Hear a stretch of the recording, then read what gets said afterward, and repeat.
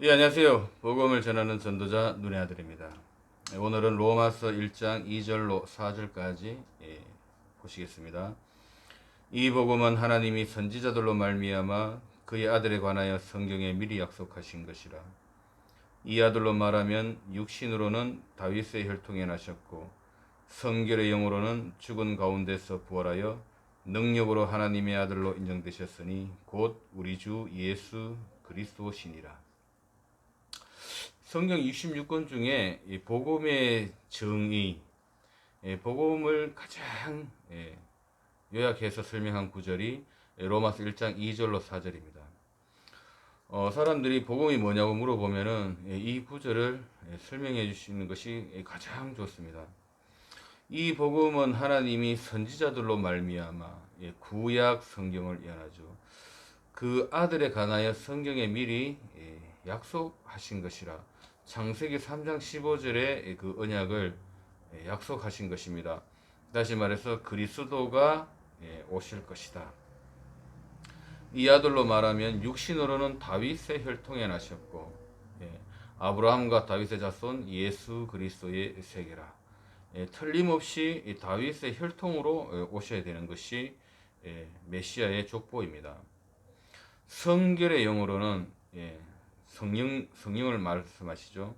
성결의 영으로는 죽은 가운데서 부활하여 능력으로 하나님의 아들로 인정되셨으니 곧 우리 주 예수 그리스도시니라.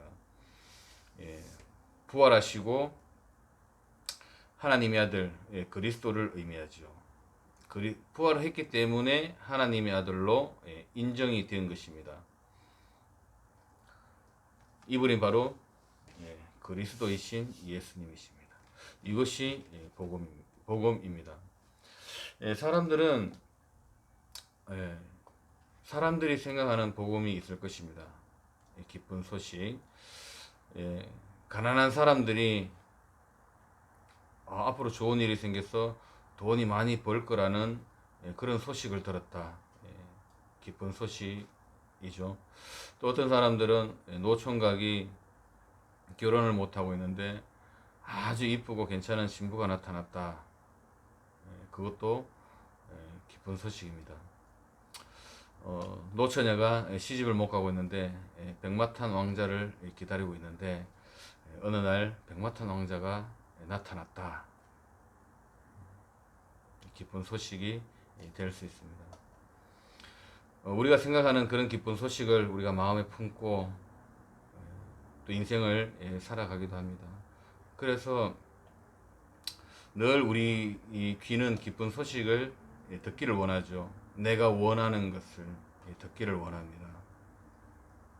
그러나 진짜 그것이 내 인생의 기쁜 소식은 아닙니다. 성경에서 말하는 진짜 기쁜 소식은 뭐냐? 내가 알지 못했던 겁니다. 내가 알지 못했던 이 원죄, 내가 알지 못했던 이 사단의 권세, 내가 알지 못했던 지옥 권세, 이거를 해결하는 것이 기쁜 소식입니다. 근데 사람들은 여기에 관심이 없습니다. 관심이 없을 뿐만 아니라 나하고 아무런 관계가 없다라고 생각하죠. 근데 성경은 이걸 말하고 있습니다. 사람들은 전부 내 문제에 매여 있죠.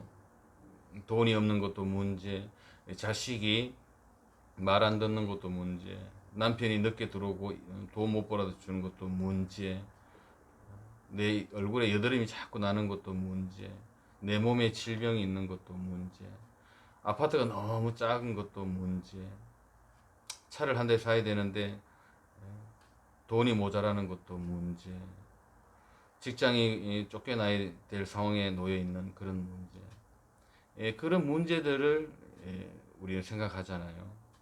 근데 성경에서 말하는 문제는 그런 문제하고는 전혀 차원이 다른 문제입니다. 너가 지금 하나님 떠나서 원죄 가운데 사망 권세에 잡혀서 결국에는 인생 실패하고 지옥으로 간다. 근데 우리는 그 사실을 전혀 감지를 못하고 있잖아요. 여기에서 해결하신 것이 복음입니다. 이것만이 진짜 우리의 문제고 이것만이 문제의 해결입니다. 이 문제가 해결됐다라는 것은 사실은 문제가 끝난 것입니다.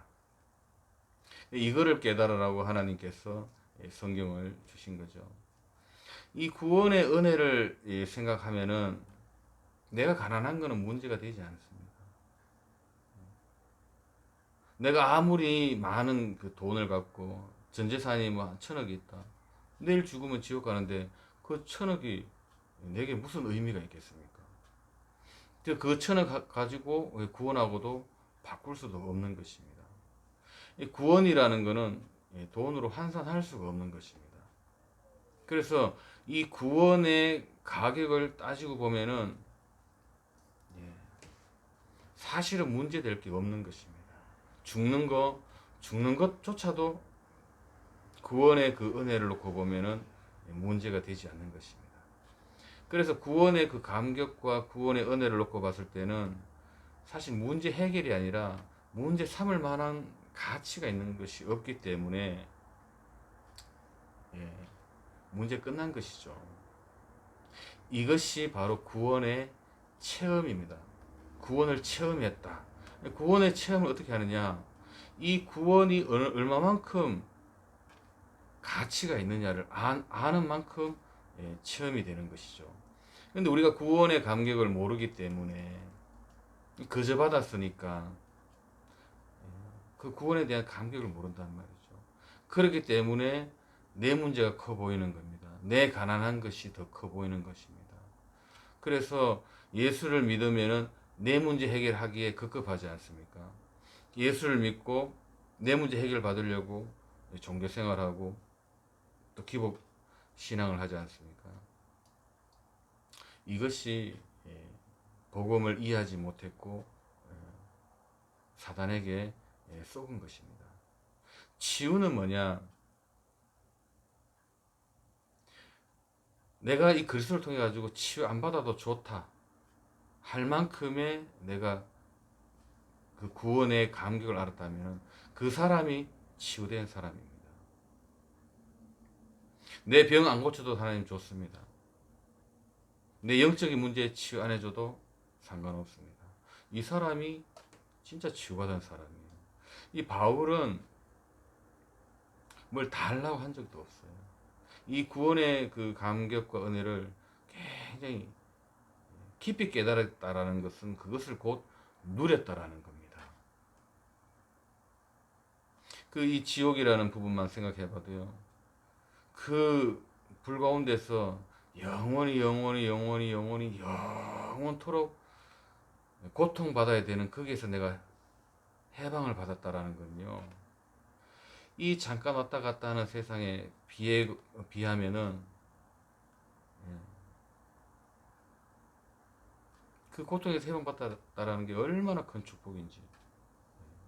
내 문제가 사실 그 문제가 되겠습니까? 이렇게 우리가 구원의 체험을 하고 이렇게 우리가 치유의 맛을 보는 것입니다. 사람들은 내 문제가 해결되는 것을 가지고 응답을 맛봤다 그러고 내 어떤 문제가 치유된 것을 가지고 치유라 그러는데 사실은 그건 치유가 아닙니다. 이 구원의 감격, 내가 이 억만 지옥 가운데를 갈 수밖에 없는 여기에서 내가 빠져나왔구나. 그것이 구원의 구원을 은혜를 누리는 것이고 복음을 누리는 것이고 치유를 그걸 생각하는 것이 곧 치유가 되는 것입니다. 이 세상에서 가장 악질이 있습니다. 정말 뭐 이루 말할 수 없는 악질. 사람을 뭐 죽이는 거는 뭐 여사하고 천하의 악질이 있는데 그 사람은 천국에 갈 수 있습니다. 그런데 슈바이처럼 어렸을 때부터 죄를 짓지 아니하고 남을 위해서 치료를 해주고 자기의 모든 인생을 사람들을 돕는 데 헌신하고 모든 재산을 가난한 사람들에게 나눠주면서 정말 존경받는 사람으로 살았다. 그런데 죽어보니까 지옥 같다. 이것을 이해했다면은 그 사람은 복음을 깨달은 것이고, 이것을 이해하지 못했다면은 그 사람은 그 사람조차도 구원이 임하지가 않았습니다.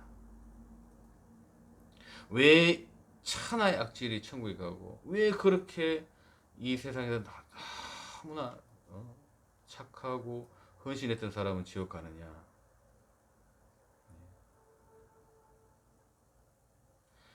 이것을 깨달았다.